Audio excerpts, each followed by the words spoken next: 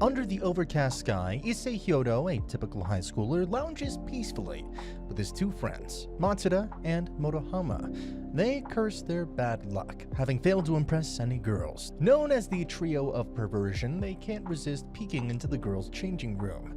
But Issei seems to be the embodiment of misfortune. The girls discover him, and they decide to teach him a lesson he'll never forget. Seething with anger, Issei makes it clear that he's far from pleased with his friend's strategic retreat. Frustrated, he glances upward, and through a window, he spots Rias Gremory, a goddess with vibrant crimson hair and soothing blue eyes, observing him. She enters and learns from Akeno Himejima that Issei is a second-year student. As evening falls and Issei enjoys the serene sunset, Yuma Amano, a girl from his school, courageously asks him to be her boyfriend. Issei hits the jackpot and, like any man, introduces his new girlfriend to his best buds, making them feel betrayed. One lucky Sunday, Issei, meticulously groomed, stands on the street when a mysterious girl approaches him, handing him a strange paper with a circle drawing on it. Ignoring the paper, he enjoys a playful date with his newfound treasure. However, as the evening progresses, Issei senses it's time to make the move. To his shock, Yuma transforms into a demon-like creature and stabs him in his tracks. Before departing, she reveals that he's a hindrance to their master plan. With blood running through his hands and his life force ebbing away, Issei's thoughts turn to Raya's crimson hair and her captivating allure. Out of nowhere, Rias Gremory appears through a red magic circle, with wings on her back, promising to fulfill his dying wish. The following day, Issei wakes up, convinced that everything he had experienced was merely a dream. He goes about his daily routine but notices changes in his body as night falls.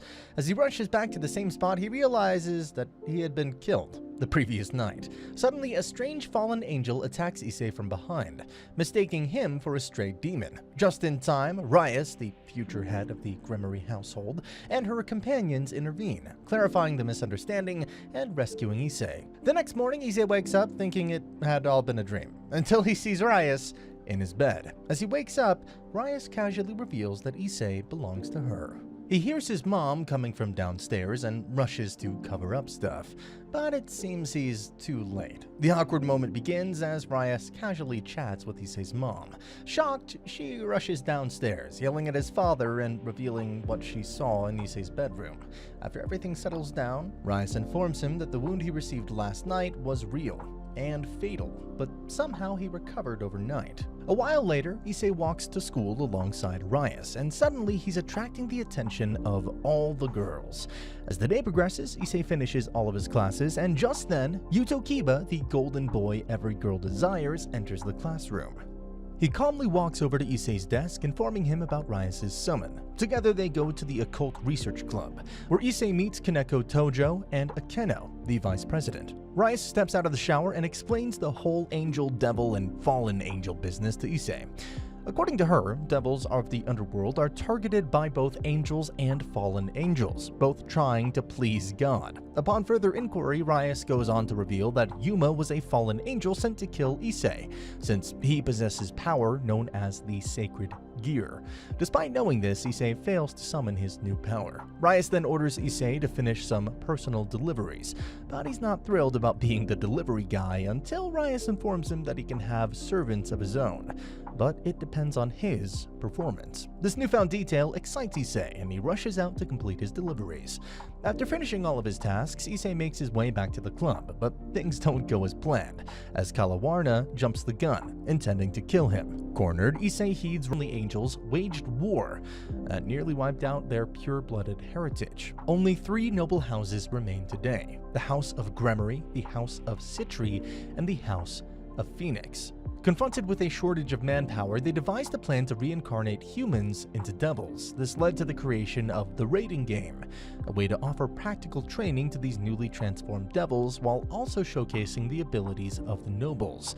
To change the subject, Rias asks Azia to share her experiences as a holy sister. As night falls, Issei finds Rias lost in thought under the starry sky.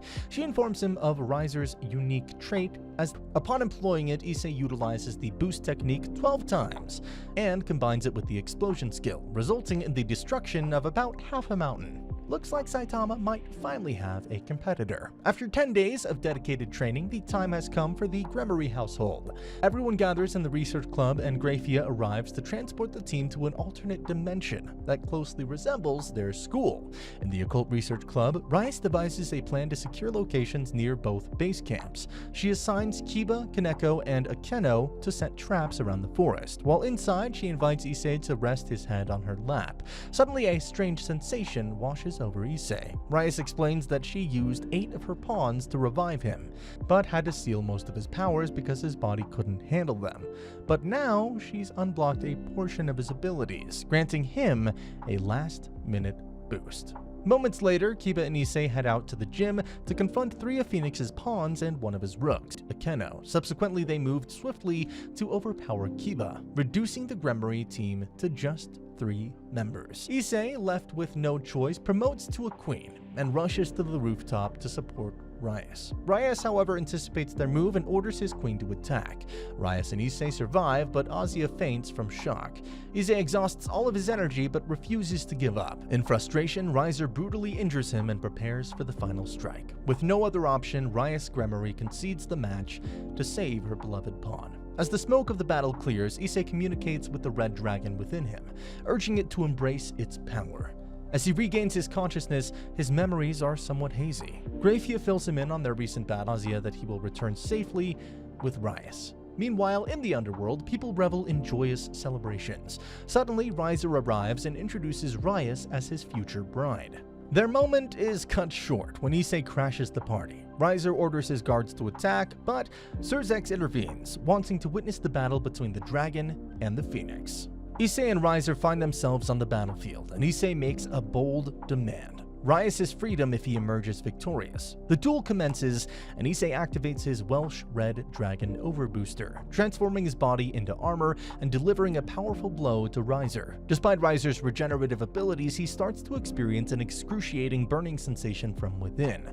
Issei then reveals that he had borrowed a cross from Azia, and can now use it since he traded his arm to the dragon. As Issei's power diminishes, he utilizes the last remnants to enhance holy water, causing intense burns to Riser's body.